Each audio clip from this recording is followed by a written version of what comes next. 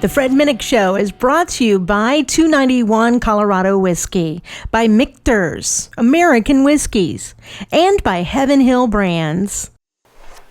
And joining me today on the Fred Minnick Show is my wife. How you doing, Jaclyn? Good to see you. Oh, it's good to see you too, Fred. So we were just talking about picking up kids and doing all these other things.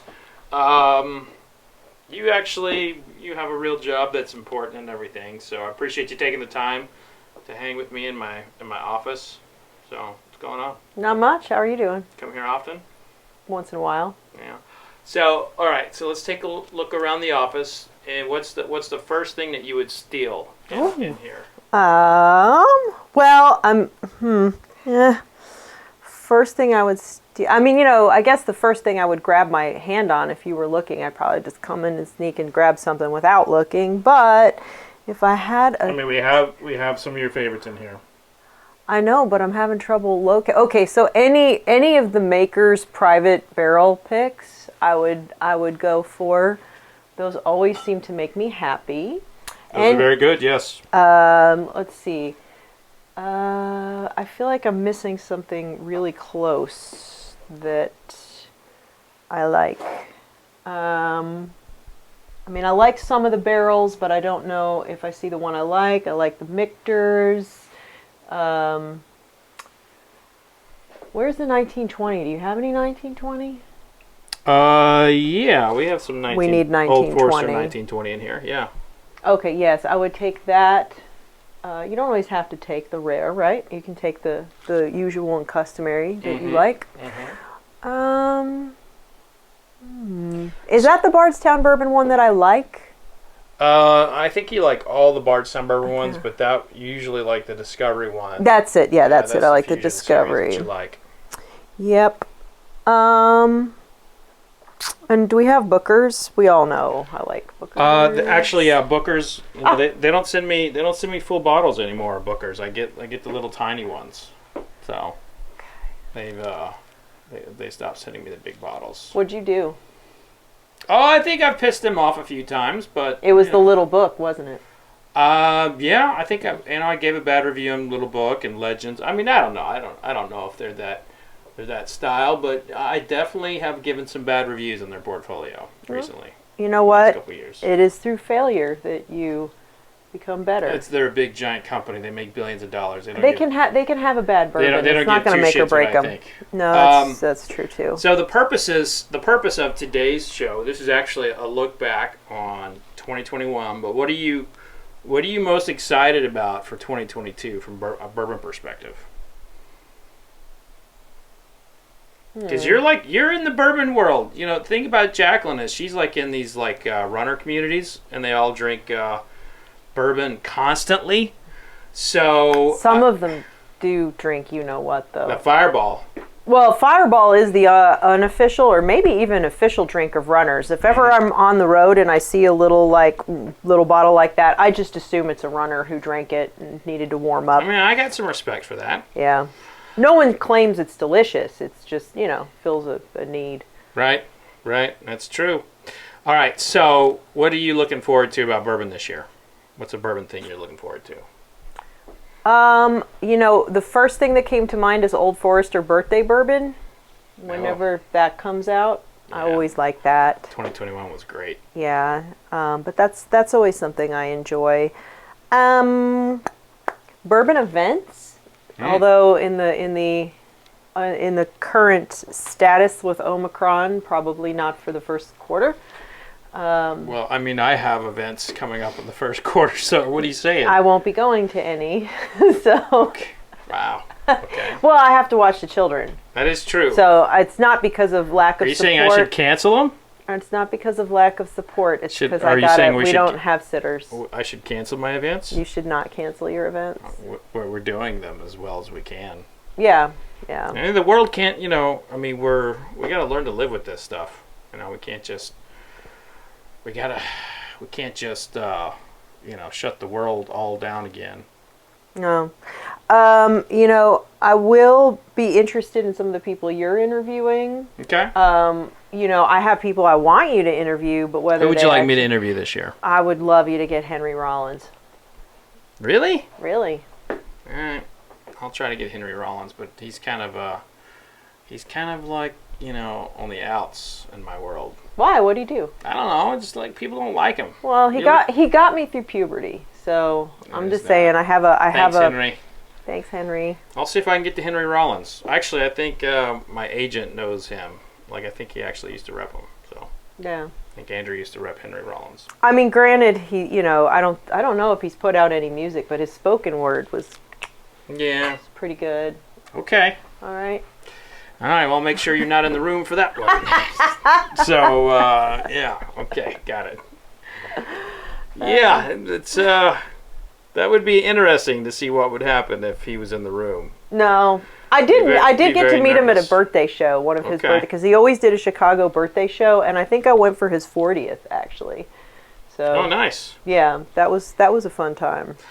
All right, well, so the purpose of this episode is to basically look back on 2021. This is a show that probably should have been produced in the end of 2021, but look, I mentioned this in a couple different podcasts. We put all of our efforts into the Kentucky Bourbon benefit, where we raised money for the tornado victims, and that consumed us as it should have, and we did a lot of great things with that. We're still working on that too, by the way. Making sure people are getting the orders fulfilled and everything. But then I also had to start planning for my whiskey of the year, and so a lot of things got punted. Which, by the way, I learned today that I lost my live stream producer for that. So I have to. Why?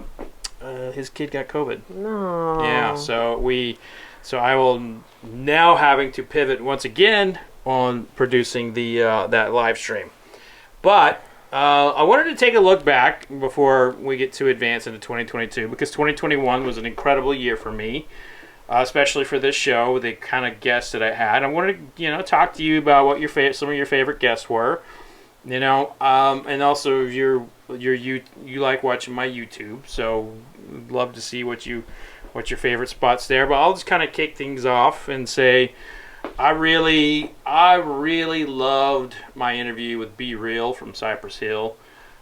He was such an incredible taster, and to hear him pair weed, break out the flavors of the weed to bourbon, that was kind of a one of a kind moment for me. So.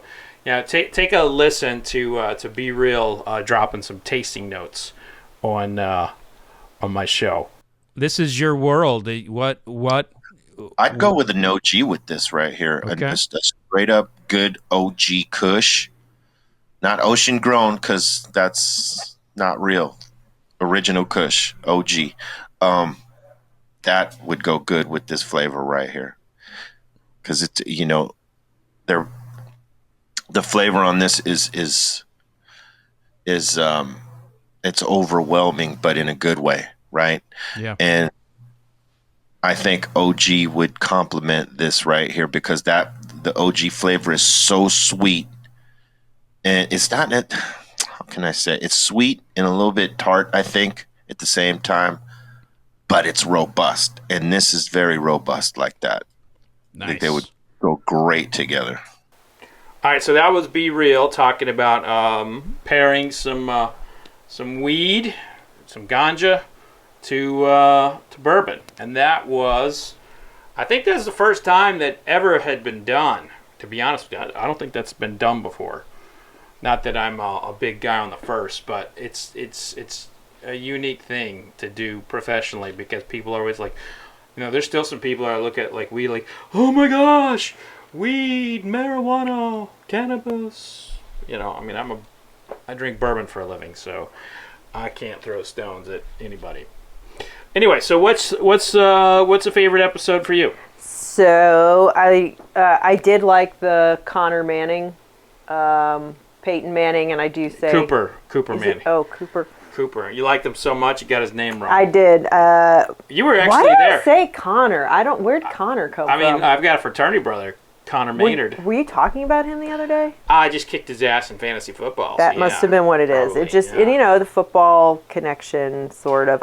Yes. So, that was a great interview, mostly for all the stuff you weren't allowed to actually air, because we got one who cares about an image and one who, I think, in usual brother spirit, wants to kind of crack that image. Yeah, a little bit, maybe. there's some back end editing on that one, but so let's take a here's a listen to Cooper and Peyton Manning, kind of going back and forth. But yeah, that was a great episode. Fred, this the first time I was on the show, which was probably a year change. I was way in over my head, I would say, and now I feel like kind of a savvy veteran.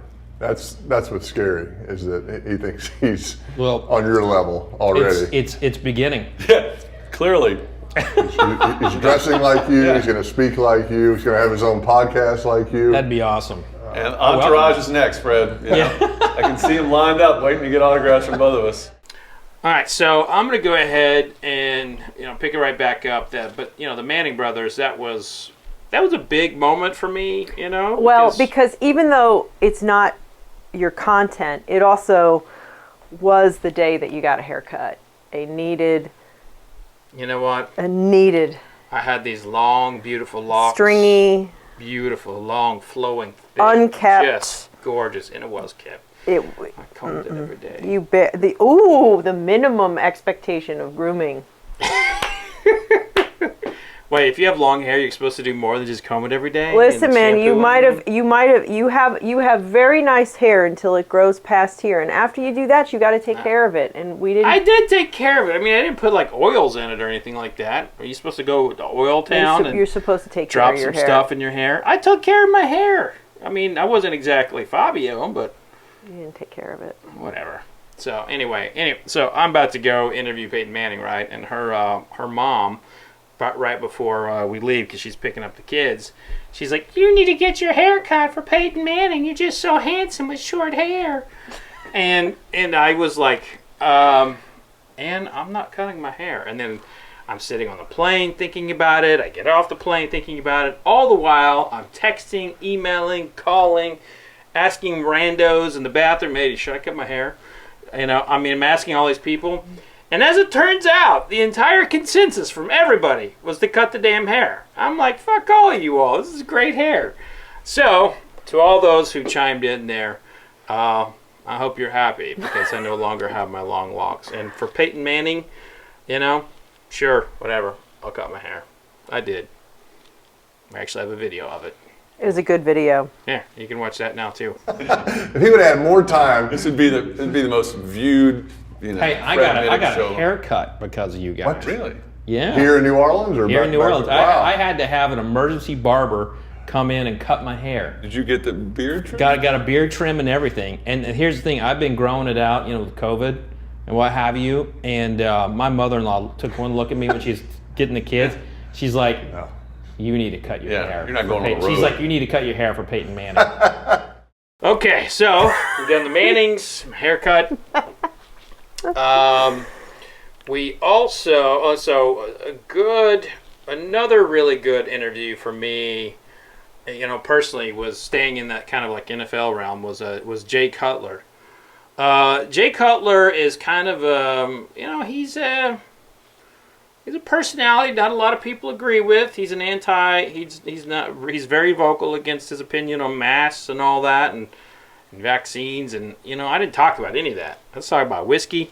Best to stick with the topic of expertise. His career. And my show's not about getting controversial and getting all up in there, but it was just fun to talk to him. One thing that I did know about him was that he was a diabetic, and I kept asking him what his favorite dessert was. And looking back on that interview, it's like I wish I would have phrased that differently, because people were like, "Oh my God, you're pushing him. He's a diabetic." I'm like, I was trying to get him to resonate with the flavors of the bourbon, because everything in bourbon is usually sweet. And so the sweet notes is what I was trying to get him to tap into that. So very, very rarely do I have a regretful question or something. Well, but anybody who lives with diabetes and controls it can enjoy things. You just have to know how to manage it. And I went out with Jay later that night, and we definitely enjoyed a few things that when we got the bill and he split. the podcast when folks were like, Fred, what the hell did you buy? I was like, well, we were just buying wine. You said you were buying, so we didn't say we couldn't buy anything we wanted. So keep that in mind if you're buying Jay Cutler and me dinner. Got to give us limits. But anyway, so here's a clip that I really liked from that episode. Check it out. You can play quarterback forever now, and you get paid 3 times as much. I mean, whenever I got in, and I mean Peyton probably say the same thing. Like you got hit in the head, and it was literally like how many numbers? 2, 3, 1. Like what do you got? And if you said half the right answers, they're like, go get him, bud, get back in there. And then you gradually saw it get I don't know if more politically correct is the right word, but I mean they started getting more health conscious and more awareness and stuff, and it's just a fine line at this point because I don't think people want to see the game change that much that quickly, and I feel like it's changed a lot really quickly. Yeah. And pace of play and pulling guys out of games and that whole stuff. But we are as a society learning more really quickly about the brain and how it functions and CTE.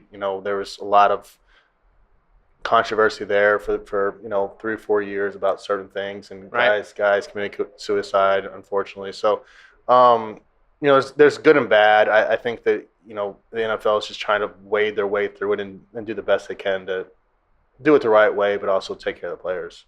All right, so that was Jay Cutler. What do you think of Jay? Do you think he's handsome and dreamy? No. Okay, because he's got a podcast now, and he's like number one with women. Women love him. Yeah. Okay. This one doesn't. Okay. So it is interesting keeping it in the football realm. A football player who I do love, Ndamukong Suh. Mm-hmm. I did enjoy that one. And he was my first guest to come back. So he was on last year, and he came back this year to talk about what it was like to win the Super Bowl. And one of the things that he said was I was talking to him about Tyler Heineke, the Washington quarterback, about man, he ran all over you over you guys. And he's like, we didn't have any time to prepare for him. We'll get him next time. And Tyler Heineke beat him this year. Are you? Oh. Yeah. So I don't care. I still love him. Oh yeah. Ndamukong Suh's actually a great guy too. Great guy. But he would crush you with his bare hands. Yes. I don't know. He's so exciting to watch, and I wonder, if he had been a player in the 70s, and you were allowed to unleash all of that, what that would have looked like. He definitely would have been a force to be reckoned with, as he has been now. So, but anyway, here is a clip from the Ndamukong Suh episode. Enjoy. And the quarterback that came closest to beating you was Tyler Heineke of Washington, right? Yeah, exactly. So, but no, it was Washington was a very, very interesting game. Obviously, we were preparing and I was actually on the bus heading to the game and found out that he was going to be the starting quarterback, and we had to kind of switch up our game plan. So throughout the warm-ups and preparing for the game, you got to be able to understand how to pivot, which is what everything in COVID was about, pivoting and finding a way to be successful. When Podcast One reached out to me, another Podcast One host, Perez Hilton, famously being a celebrity critic, and so they told me that he liked bourbon. Whoever we worked with to book this one said that he liked bourbon. Didn't he spit it out or something? He gagged. He gagged on Old Rip Van Winkle 10-year-old, Michter's 10-year-old, and all these really incredible bourbons. What a waste. And people were like, fuck him! But if you listen to the interview, you got to hear a lot more from him, and he provided a lot of what I thought was really important commentary about the state of the world, and also especially the state of influencers. So take a listen to a Perez Hilton interview. I was curious to know your thoughts on celebrities getting into spirits. Well, I did one a decade plus ago. I thought it would be smart and like counter programming to be involved with a spirit that there wasn't a lot of competition with. So I partnered with a sake company, Taiku. Taiku, yeah. Yeah, and I was for sure certain. Oh, Taiku's gonna be sold, and I'm gonna make so much money. It's gonna be great. And a year goes by, another year. I mean, I didn't expect it to happen overnight, but the years start flying, and the years keep going and going and going and going. And I'm like, okay, nothing's really happening here. It did get bought last year, but I have not seen any money yet. Now, one thing about that Perez Hilton interview, we actually had an echo in the interview. And if you go back and listen to it on the audio, you will hear an occasional echo. We had to cut that entire audio, and I had to redub all my questions, all my reactions. And so that's why the video portion, there's only like a 5-6 minute portion of it, because we could effectively redub the audio for the podcast for the audio side, but for the video side, it was not possible. You know, it wasn't possible. So, but we were able to cut like the tasting, and nobody seemed to pick up on that. So shout out to Jason for that. That was Hell Week, actually, man. We were back and forth on it, but but that was a good episode. I enjoyed that one. So you got another one? So I do like some of the industry folk. So whenever you have Jackie Zykan, I think she gives you a good run for your money when she's on the show. Oh yeah. She doesn't let you get away with anything. No. So I like when it comes to bourbon personalities. Well, and of course she was with Old Forester and still is with Old Forester. She's still with Old Forester. Yeah. I always enjoy her when she's on. I think you guys play really well together. Yeah, Jackie and we make a good team. She's fun. So here's a quick cut from my good friend Jackie Zykan. So we were trying to not get in everybody's way, and we were all crunched, and I was literally living amongst cases. Hold on, I thought you said livered. I mean, because we were livered as well. Cases of booze, and I fell behind in my tasting notes. I will be the first one to admit that. I was like homeschooling a kid at the time because they all went to NTI, and I fell behind. And so a couple of barrels slipped through the program that I had not yet tasted. And then samples went out, and it was like, oh shit, but then people bought them. And it was like, well, I can't write notes on them now because what's the point? They already bought it. So a couple of these barrels, I was like, well, I'm just going to bottle them and see what happens and hope for the best. So that's what this one is. This one, I called it L House Roulette #1 because I was like, well, I guess you're going to get what you're going to get. So I haven't opened this. I just opened it. You saw me open it. You heard me open it.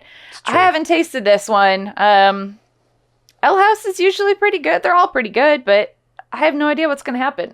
So literally, it's probably not a good idea for anyone to do ever in this industry of like, hey, this has never been tasted, but why don't I take the most critical human being in the whiskey industry and just give him a pour and see what happens? So a couple, I'm a big Faith No More fan. Always have been a big Faith No More fan. I had Billy Gould on this year. Did I know that? That I was a Faith No More fan, or that I had Billy on? Both. I don't know. I don't think I knew that. They had one album where every song was a winner, like 92. Yeah. I mean, they're like that. They're like an OG in that alternative rock. Yeah, I really, I don't know. That's a whole thing. Although a lot of music from that era, it was great because you were a teenager and it was just moody and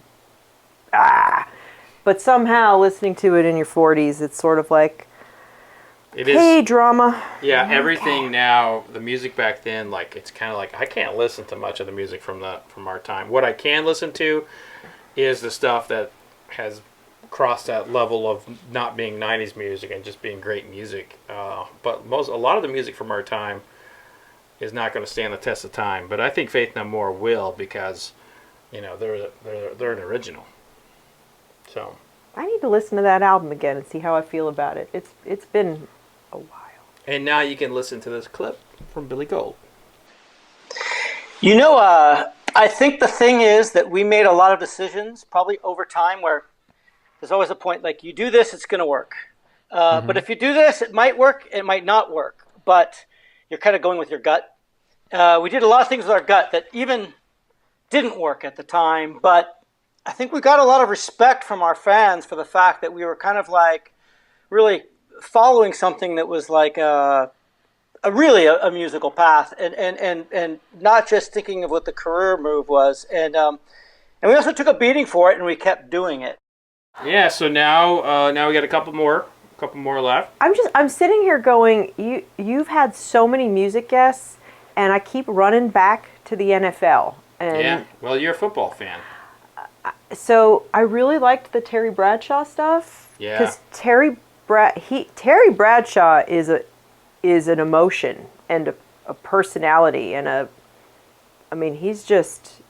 And of course, I did an event with him, and I think he might have separated my shoulder when he like squeezed it. It was like, "Hey, Fred!" It was like, I was like, "Oh."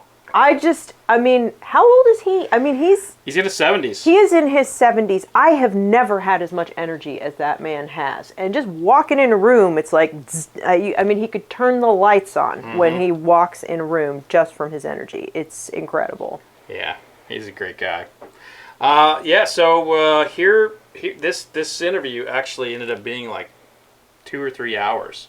It was going to be 30 minutes. I remember. We were just having a good time. And now we text each other all the time. It's like, and he's like, he's become a very interesting person in my life. But also, his bourbon is good. I buy his bourbon. I like his bourbon. He really, like your review, you had him almost like a little tearful because you had reviewed his bourbon so well. And I was like, is Fred that big of a deal to Terry Bradshaw of all people? I guess he is. But that was, you could tell he wasn't BSing that. That was really meaningful. Tell that to our kids, the next Well, time they don't think business. anything you do is anything at all. So here's a clip from Terry Bradshaw. I didn't know who you were.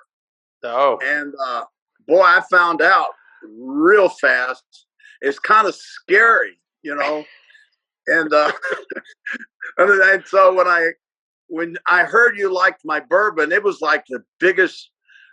It was like, oh my God! All right, so Terry was fun. Another OG that we've had on the show is E40 Earl Stevens. One of his, I talked about his product on the Today Show. But I really love his bourbon, Kuiper Belt, an 8-year-old Kentucky bourbon. We talked about a lot of different things in my interview with him, and I've become friends with Earl as well. But the one thing that I'm most fascinated with was like, this man spent a lot of time with Tupac, and you're huge. How much I love Tupac. Yeah. And so take a listen at this. Like, this was one of those butterfly moments in my career when E40 was talking about what Tupac would have been drinking. But if Tupac was alive right now, you know what he'd be drinking? What's that? Tycoon Cognac. Oh. I'm his guy, and he loved cognac. I love storytelling. Mm-hmm. I love storytelling. I love uplifting, and that's one thing Pac did, was uplift the inner city spirits, like whether it was female or male. No matter what you're going through, he had something to say that was going to uplift your spirits, like keep your head up, like just stay focused, keep your, just, keep your faith. So that was a great clip, but it's worth noting that E40 owns the product that he was saying that that Tupac would have been drinking. That man has created an incredible brand, and he's a hell of a salesman. Well, but wouldn't he though? If they knew each other, wouldn't they support each other's product? Usually, but then Tupac might have started his own brand too. You never know. But Ooh, now that's an interesting concept. You know, what would this person have started a bourbon if they'd still been there? Yeah, that is a good actually concept. I think the person that would have started a bourbon would have been Lemmy from Motorhead. You know, he drank so much. He drank so much Jack. Okay. So, yeah, you know, I'm surprised. Well, no, I was going to say that I'm surprised Axel didn't, because he was another one who drinks a lot of Jack, but I don't think that he's interested in starting a bourbon. Well, staying in that kind of hard rock mode, I did get kidnapped earlier this year by an alien species known as Gwar. And I'm fortunate to have made it out alive, but here's a death threat coming on my head.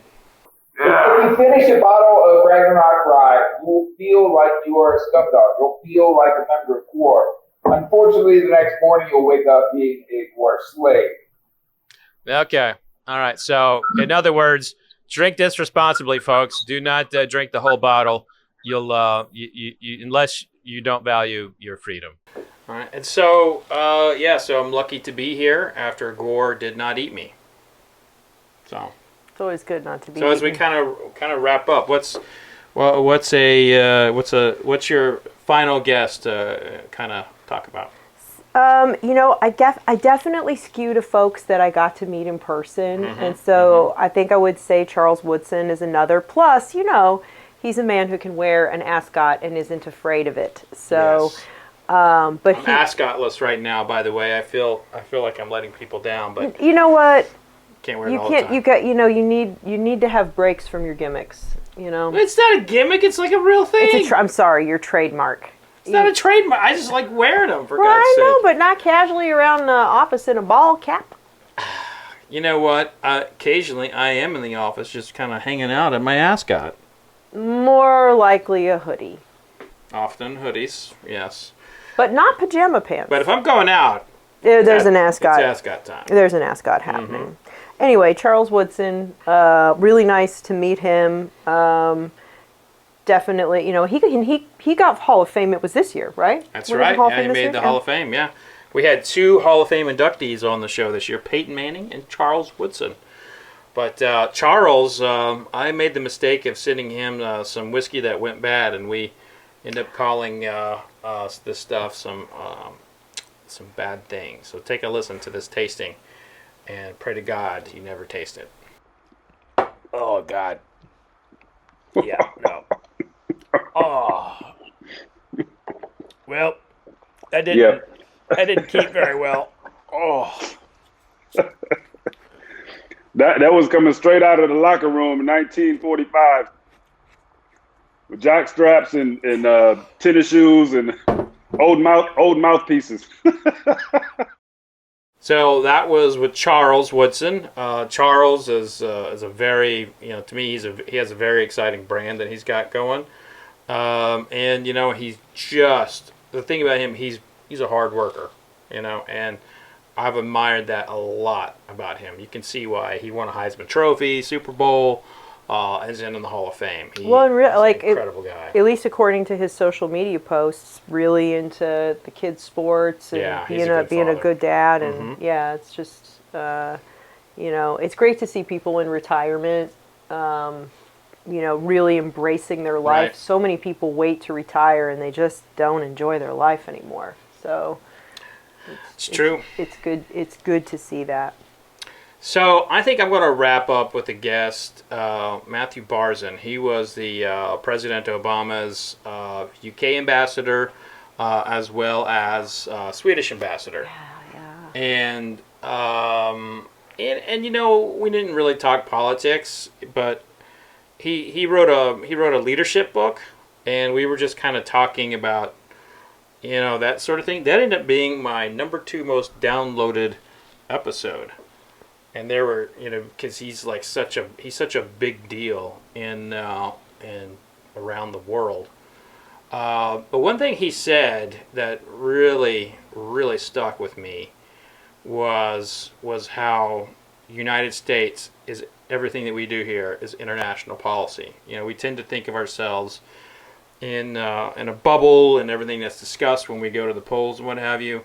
But he said that people in the United Kingdom knew far more about our country than, say, an average person in Idaho or Nebraska or New York or wherever, because like what we do here has an impact on the entire world. So I don't know, that just really stuck with me. And here is a quick soundbite from Matthew Barzun. Here's the interesting thing. Bad outcome number 3, compromise. And she's like, I know we're encouraged to think that's a good word, but really compromise is just partial victories and partial acquiescences. You haven't gotten anything. At best, you get a partial victory. She said the only reason you should ever gather around a table is co-creation. All right, well, that's going to do it for like the episodes of the guests that we had on 2021. Kind of a look back. Was there a tasting or anything else that you thought was cool? Well, the auction for Western Kentucky. That I mean, of all the things that you did this year, I hope you don't have to do it again. Yeah. That was wonderful and that was great. I would love for there to be no reason for you to be involved in anything like that again, because really we've had enough weather, we've had enough pandemic, we've had enough of pretty much everything. Yeah. So it would be nice if you could just focus on some lifestyle content, maybe get some more music concerts back, and just enjoy bourbon, and let's get back to vodka sucks being controversial. By God, that'd be great if that was the thing we were arguing about. Yeah, that would be wonderful. But well, it's always great to have you on. Thanks. I didn't know I was gonna be on. I thought this was gonna be audio. Oh, so am I in trouble?